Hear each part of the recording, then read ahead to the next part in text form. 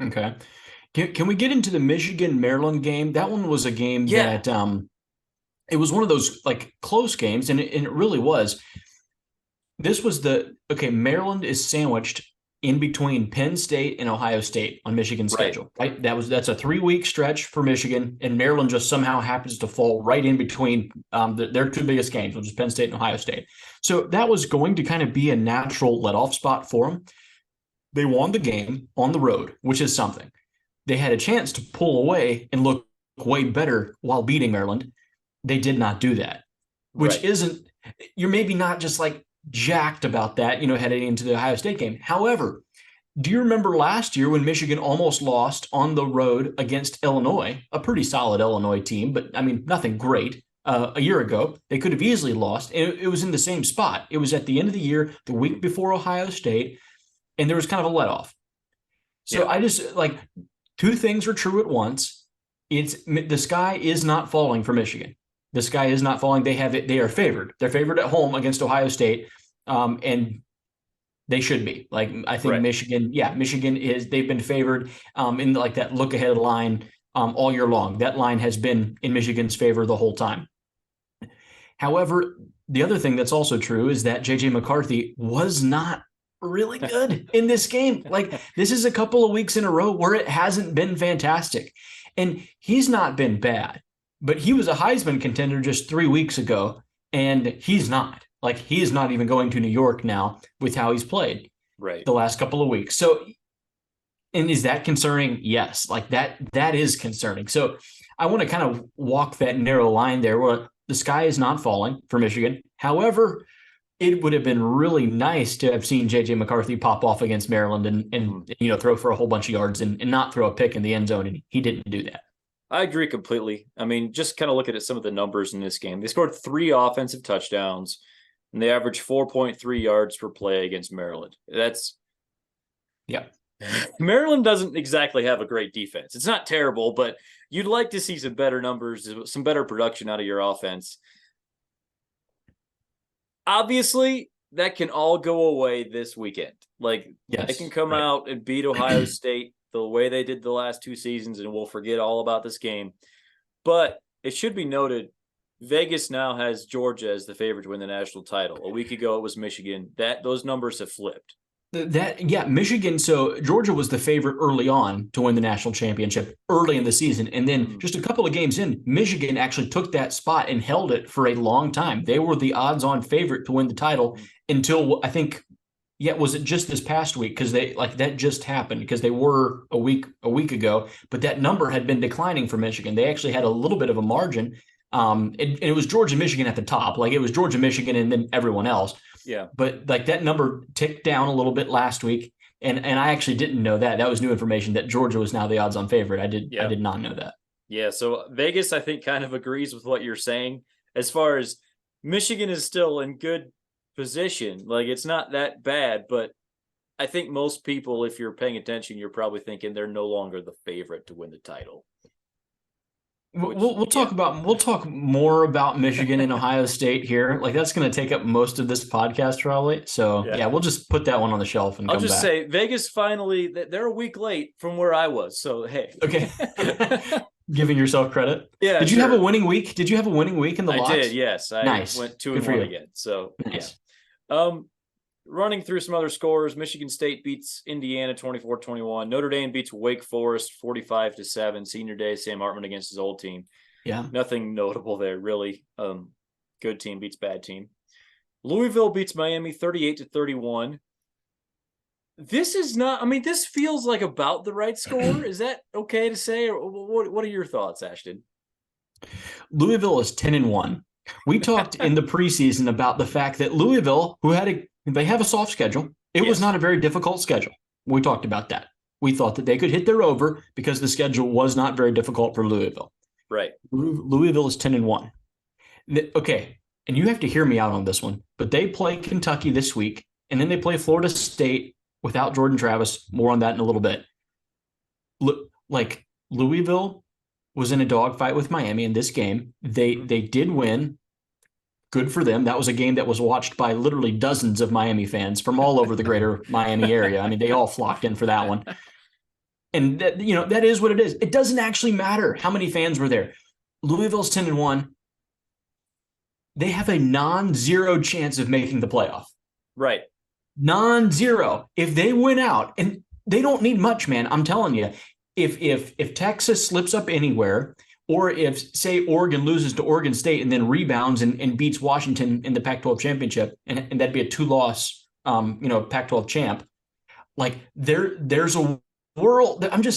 There's a world where somehow Louisville makes it, and no one's even mentioning that because they're not the 10th best team in the country. Like they're not. They're definitely not one of the top 4. But there's a world where they get in. Jeff Brom is doing this with a roster that's not all that talented. Yeah.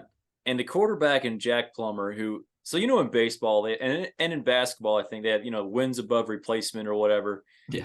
In college football, you could just go wins above Jack Plummer. Like he's like the perfectly replacement level quarterback. He's just completely average.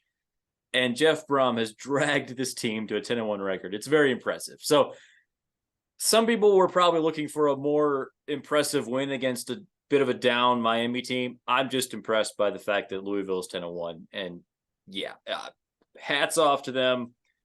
Great season. The book is written on their season. It's a great season no matter what happens from here on out.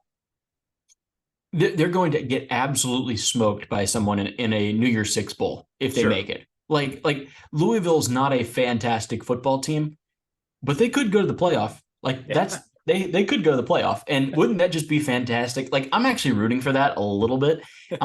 Let's go ahead and put Louisville in there, and you're rooting for that because you're a Georgia fan, and Georgia's probably going to be the 1 seed. They would probably be the 4. Yeah, you're right. That would probably be our first round matchup. That thought did occur to me, and it's not a bad. 65-7 could happen again. Possibly more. I mean, there's a legitimate chance there. But you do have to give them credit for winning these football games. That they deserve a ton of credit for winning these football games. We'll give them a little shout out. They really don't get talked about that much because they're part of it is the schedule. Like we can go ahead and say they didn't play Murderers Row to get to 10-1, but there's a lot of other teams that played similar schedules and aren't 10-1. So give them credit for winning football games. Their one loss was awful loss, and they got beat bad by Pitt, who's just not a good football team this year. But yeah, I know Louisville just doesn't get talked about very much. We'll just give them their flowers here for a little bit. Right. Sure. All right, moving on. Penn State beats Rutgers 27-6.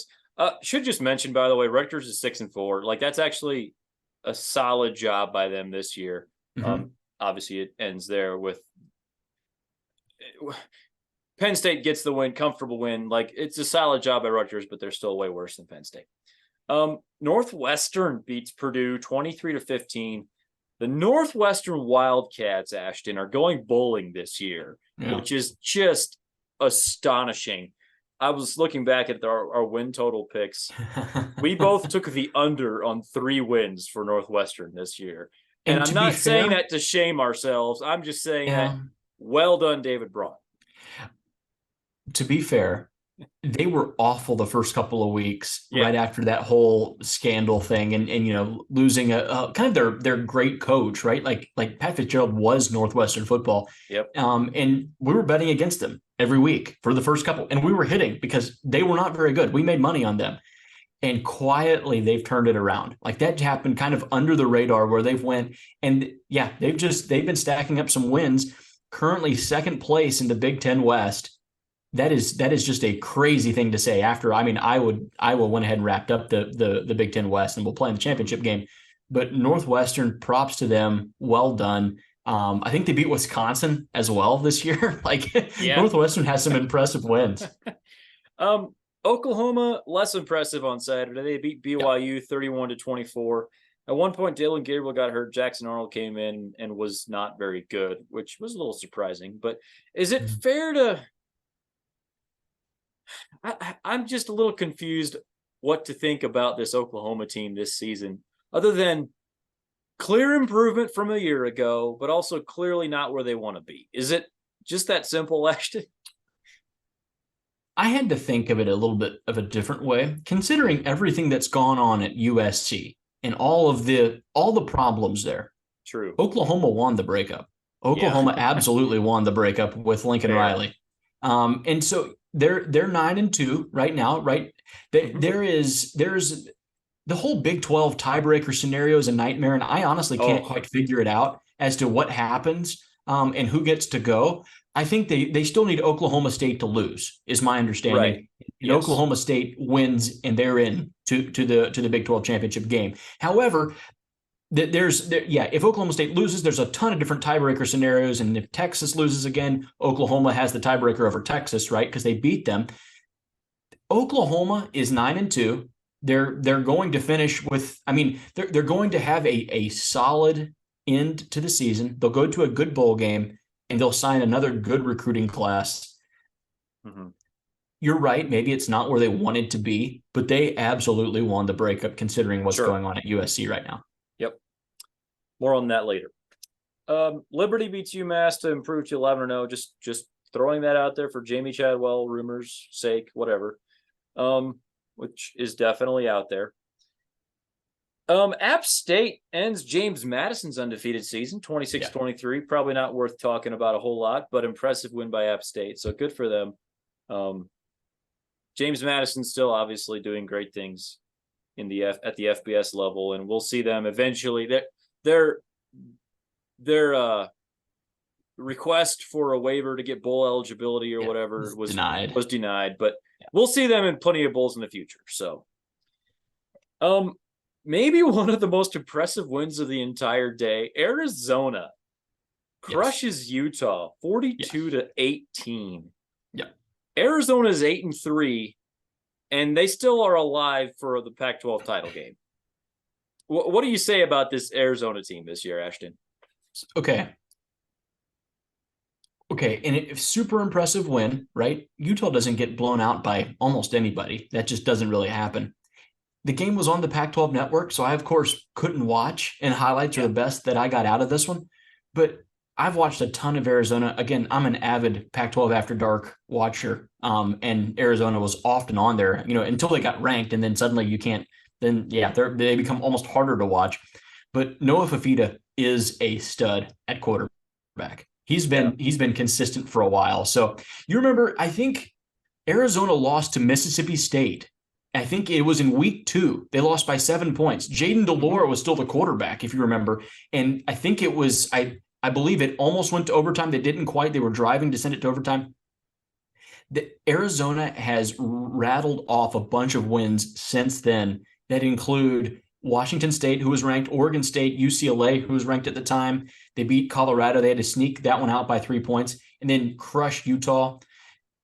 They lost by 2 points at USC. Arizona did, and that makes the record. It was a different thing. I mean, USC was top 10 at the time, and since has gone downhill. But they also played a really close game with Washington. My point is Arizona is a really, really good football team. Mm-hmm. Going to the Big 12, this team's going to compete if they can hang on to their coach and their players through the Armageddon that's going to possibly happen in the transfer portal if Jed Fish decides to go somewhere, which, there are rumors, right? But if they can keep everything intact, they're going to be a big problem next year. I'm a fan, have been a fan, have made money betting on the Wildcats this year. I'm very impressed with them. To put some perspective on how impressive this season has been, we both took the over on their win total at 4.5. Right. So great job by Jed Fish. Clemson beats North Carolina 31-20. About what we expected, right? If you want to buy stock, you got to get in now, right? Isn't that the saying? That's right, buying while it's low. North Carolina wasn't a fantastic football team, and definitely not a complete football team. Clemson is the more talented football team. I agree. It was a home game for them. It was a 2-score win. They were impressive doing it, kind of led throughout. So, props to them. I actually should we talk about Garrett Riley later? Should we talk about that? Just maybe after it's not the time right now. They're beginning to find something. That Clemson offense is beginning to find something. It took a while. I thought we'd see it early.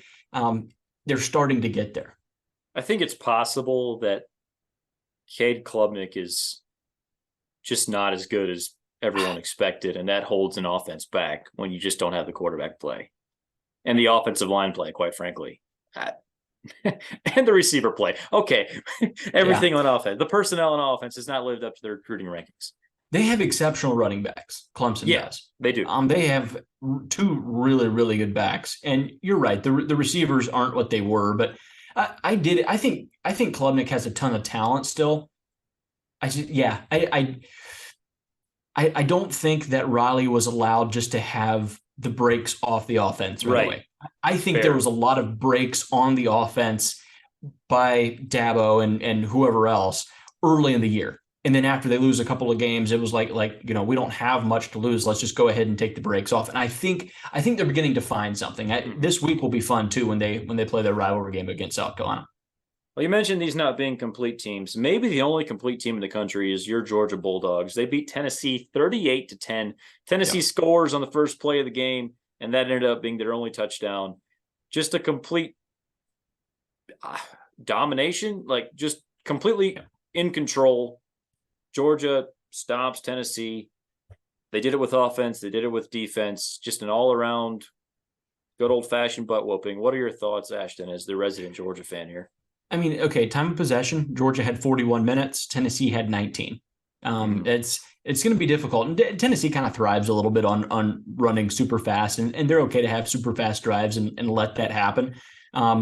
But you can't give Georgia 40 minutes time of possession on offense. Georgia's offense is too good. Like they will just wear you out. Georgia finished 9 of 13 on third downs. That's how they were able to keep like so much possession. Georgia's third down offense is really good. Man, Carson Beck is really good. This was a game I did not feel good about. I'll just be really honest. The Ole Miss game, I wasn't terribly worried. There was a number of games where I wasn't terribly worried. On the road at Tennessee, Tennessee was going to come out and score first. Tennessee scores first. They'd score first on the 85 Bears. Like they would have a really, really good opening possession. They always do that. And Georgia always kind of gives up the early score. So that was not a surprise. I think Kirby even made a comment in his presser. He's like, well, let's just let them score on one play and just get it over with, and then we don't have to worry about it. And that's kind of what happened. Georgia is a complete team. They are coming in and playing their best ball right now, which is a great time to be playing it. Georgia's going to play a playoff game in 2 weeks against Alabama. I mean, that's pretty much a playoff game, and they could not be looking any better going into that. They're progressing too. Like they're getting better week on week. So yeah, going into Neyland and doing that to Tennessee is difficult. I think it's very, very hard. And Georgia absolutely silenced that crowd. It's wonderful to watch. I'll just be really honest. This team is fantastic to watch. Of the top 10 teams in the country, if you're looking at the rankings and you look at all their quarterbacks, Carson Beck might end up being the highest draft pick of all of those 10 quarterbacks. Oh, I mean, McCarthy. Very possible. McCarthy? No. Bo Nix and Penix are going to be fairly high. Just saying, I wouldn't be shocked at all if Carson Beck ends up going higher in the first round than any of those guys that you mentioned. I mean, I think Beck will probably be back next year. Sure, I'm not even disputing that. Okay. A year and a half from now, though. Yeah. Who knows? He is outpacing Stetson Bennett from last year. Stetson had a fantastic year and was a Heisman finalist, and Carson has better numbers across the board on like everything. He's not turning the ball over either. Yeah. The windows he's throwing into they're absolutely insane. And when he has Brock Bowers back and healthy and moving around and being that third down target, it's the best offense that I have seen Georgia ever have, I think. And yeah, there's still a lot of big games left and they have plenty of time to fold yet, but it's been really fun to watch. I will say, and I'm just going to go ahead and put my hand up and say, I'm sorry. I was not a big fan of Mike Bobo. I did not like the hire. I thought it was a bad one. I thought like, man, in a world where Clemson gets Garrett Riley and Phil Longo goes to Wisconsin, right? Like, why couldn't we get one of those cool guys, that dial them up, isn't that the buzzword? And Bobo has come in and he's done a really good job of keeping what Monken did and then adding a little bit of his own stuff. Definitely maybe a little bit more pass happy than what the Monken stuff was, but the pre-snap motion and the ability to go up with sugar huddles and use tempo from, you don't have to use it all the time, but from time to time use tempo and incorporate it in there. It makes a team like that super hard to defend when they get rolling. And if you're not using a little bit of that with really good pre-snap motion and tempo at times, you're not trying very hard as an offensive play caller. I think that's important to have, and something that Georgia is doing even more of this year. It's been awesome. I love that. Just there's no reason any offense out there should not do a few things, like occasionally use tempo, use play action, use pre-snap motion. Like those are just little things that every offense coordinator should be doing. So props to Georgia. There's a lot of teams. There's a lot of teams out there that don't do that. Exactly. We'll just go ahead and throw that one out there. Yeah. Like Clemson could learn a lot if they decided to go a little bit more tempo from time to time. Sure. Like what they used to do. They used to do that, and they've just quit. So whatever. NC State beat Virginia Tech 35-28. Iowa beats Illinois 15-13. Let's see. Oh, here's a good one to talk about a little bit. UCLA beats USC 38-20. This prompted a tweet by Dan Mullen. It's a fantastic tweet. Are we sure the right LA head coach is on the hot seat? USC, that was the end of their regular season. They finished 7-5. Chip Kelly has been rumored to be in the hot seat for UCLA. They're now 7-4. USC just can't beat physical teams. It's just that simple. Yeah. I mean, 5 losses, man. I mean, that's incredible. Yeah. First of all, it's not Caleb Williams' fault. It's really not. That man doesn't deserve guys that deserve better. Caleb Williams is he's one of the top guys on that list. He deserves better than what he got this year at USC. They have real issues. They really do. The tweet from Dan Mullen, and he's an ex-Florida coach, and I really didn't like him when he was at Florida. But when I saw that tweet, I like, hey, the man makes a good point. Like that's a very fair point. Chip Kelly doesn't need to be on the hot seat at UCLA. Like I don't know who do they think they're going to get that's better? That's kind of my question. Lincoln Riley, I don't know if it's hot seat talk, but I do think there's some NFL buzz with him. So I mean, there kind of has been a little bit along, but I think he's probably going to entertain it even more this offseason. I wouldn't be terribly surprised if he goes to the NFL. I think that's maybe a little underrated. So that could very easily happen here in the next couple of weeks. Chip Kelly, by the way, has built a team that will fit right in the Big Ten next year. Like they play physical, whatever. Yeah. USC, on the other hand, has a lot of work to do, though, to fit in a lot of work. If you want to go beat Iowa at their place, you're not going to be able to play like the way you're playing right now. Yeah. Speaking of the Big Ten, Ohio State beats Minnesota 37-3. Kyle McCord is not all that great, but Ohio State's defense is legit. TreVeyon Henderson is legit. Seems like he's finally healthy at running back for Ohio State. Impressive win by them. We'll learn more about them next week. New Mexico State upsets Auburn 31-10 and got a $1.85 million check to do it. Yeah. Any thoughts, Ashton? I talked to an Auburn fan today. He's like, man, that New Mexico State team, like they had a lot of experience. And I was like what are we talking about? What are we talking about? Like, you're Auburn. It was crazy, man. Absolutely crazy. 3 touchdowns. They beat them by 3 scores. They blew out Auburn at their place. That doesn't happen much. Georgia went into Auburn and struggled. Auburn led Georgia through large chunks of that game and only won by 7 points. Georgia hasn't played a 1-possession game since. Yeah. It's crazy. That's the Hugh Freeze experience, I guess. Like he's going to be lights out against good teams. Also, in a weird way, it also makes me think that Auburn has something dialed up for Bama. Because the good thing about looking ahead and looking over a team like Auburn clearly did the week before Alabama and they completely overlooked New Mexico State. The good thing about that is that you probably have some cool things in stock for Alabama the next week. So that's interesting. We'll get to that maybe a little bit later in the locks, and we'll talk about this. I'm just going to say that's interesting. Also, home game for Auburn. Yeah. Right. Oklahoma State beats Houston 43-30. I just mentioned this because Oklahoma State rebounds and they still control their own destiny in the Big 12. If they win this week, they are in the Big 12 championship game. Yeah, no one has clinched it, but they and Texas both control their own destiny. Right. Oregon beats Arizona State 49-13. Let's see. Texas Tech gets bowl eligible with a win over UCF 24-23. UCF still needs one more win to go bowling. Cal beats Stanford 27-15. Can't really figure Stanford out. Let's talk about this game, though. Northern Alabama loses to Florida State 58-13. The big story here, though, Jordan Travis goes down with a gruesome injury. His career's over at Florida State. Obviously, kind of the Heisman candidate quarterback there who's had a really good career and was having a really good season. That really sucked to watch.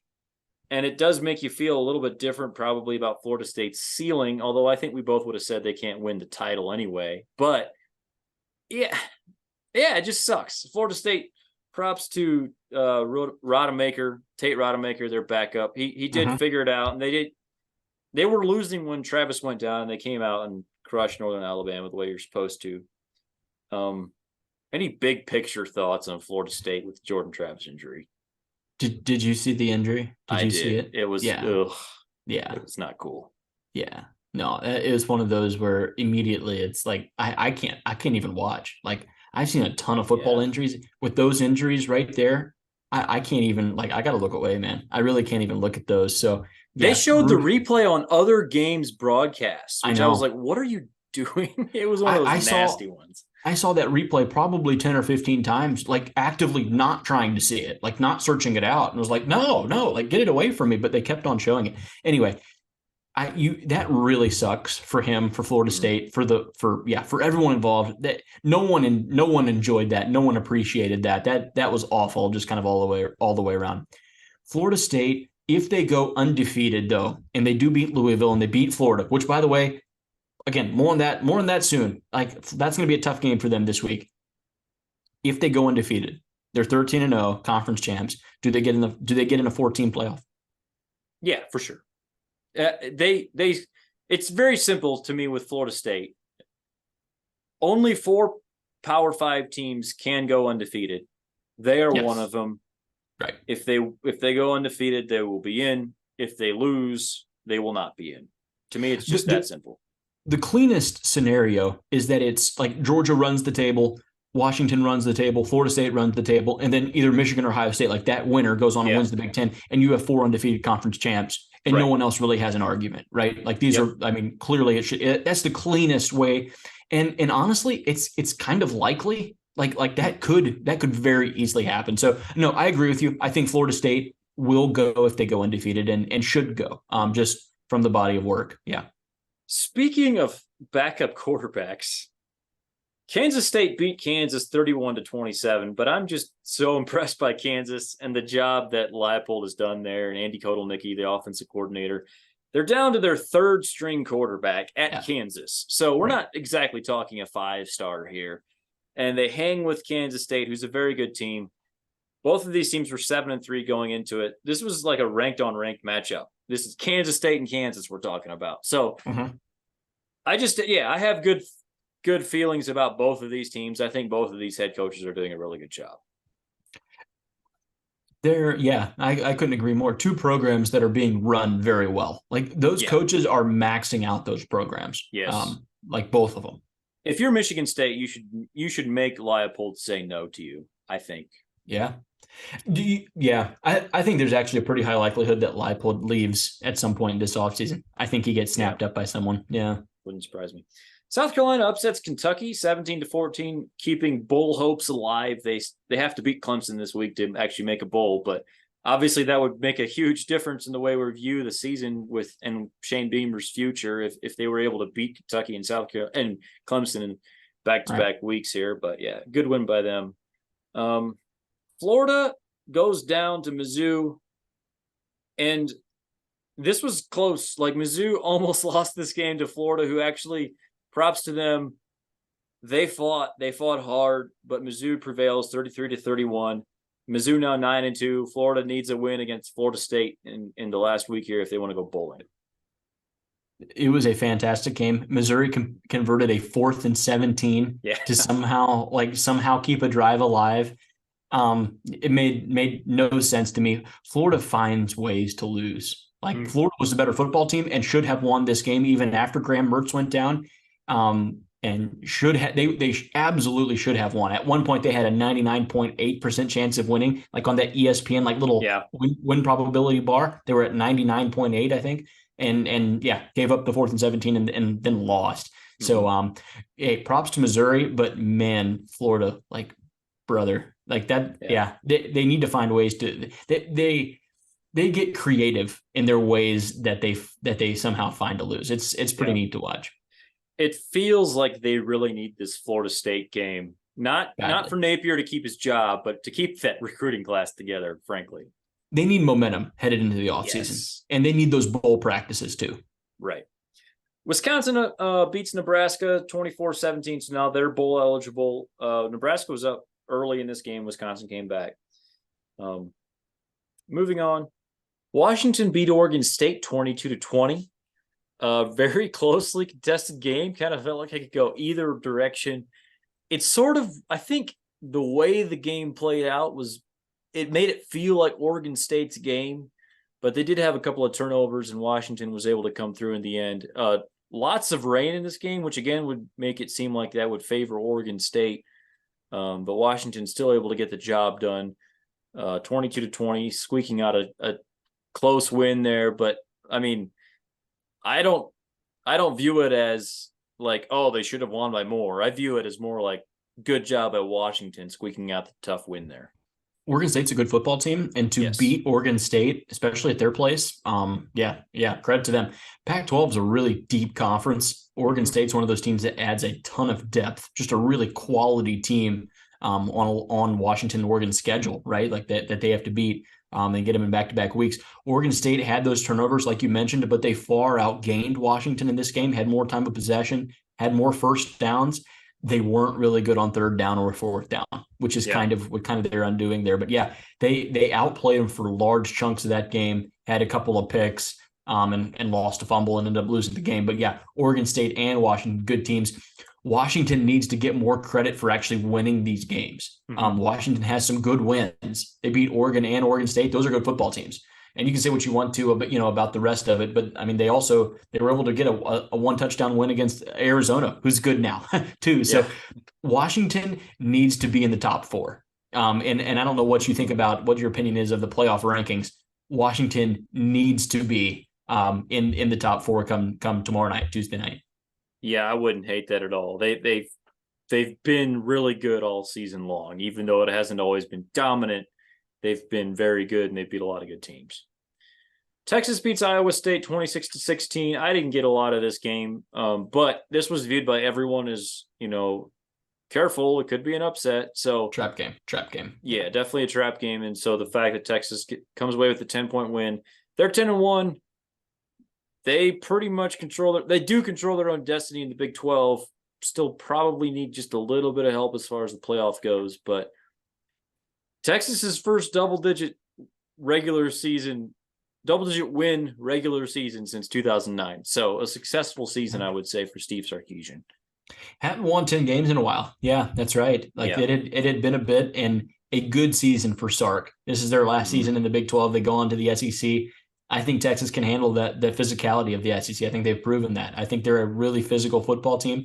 This was a game that would be easy for them to lose. Another Texas team, a different Texas team, would have lost this game. Not these guys. They came out and just they just kind of grinded this game out. And well done for them. You're right. They do need a little bit of help to get into the playoff. I think they need like a Florida to beat Florida State or maybe Oregon knocks off Washington, something like that. Like they need a little bit of help to get in there.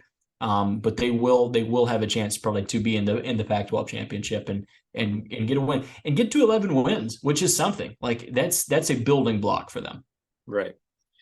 LSU beats Georgia State 56-14. They're playing for one thing, and that is Jaden Daniels' Heisman Trophy. So Yeah, he had over 500 yards and 8 total touchdowns. So he continues to just put up ridiculous numbers. Anything we missed before we move on to week 13, Ashton? I was gonna just one thing. I know we kind of glossed over it, and it was a game to kind of forget. But Iowa, Illinois, Yeah. 15-13, they had a late touchdown. The game still went under somehow, which is wild. It did go under, right? That total. There were some people, I saw some people on Twitter had a 27.5. Okay. It was higher than that earlier in the week when we recorded, and I actually took that as one of my locks. And so Okay. I got the win. There were some people that took the L on that later in the week. The moment that Brian Ferentz had at the end of the game, I don't know if you watched it or not, it was really cool. There's been a lot of hate kind of headed his way, and maybe deservedly so for some of the offensive play calling, but like those players clearly really like him. And it was really neat to see that as they took their last knee and they realized they're going to win, the Big Ten West. It was really cool. I love seeing like just that emotion. I think Kirk was crying too. Like it was really cool to see for a guy that has taken a lot of flack, and maybe deservedly so, maybe not. And they do need a better offense, and they will be moving on from him as the offensive coordinator. But those kids really seem to care, and they're winning football games. So good for them. 9-2. They're going to the Big Ten championship. They'll probably get smoked, but yeah, they're winning football games. So yeah, credit to them. It wasn't a fantastic game to watch. Any Iowa game is not a fantastic game to watch, but it was a neat moment at the end. Right, and they did it without Cooper DeJean, their best player. So yeah, props to them.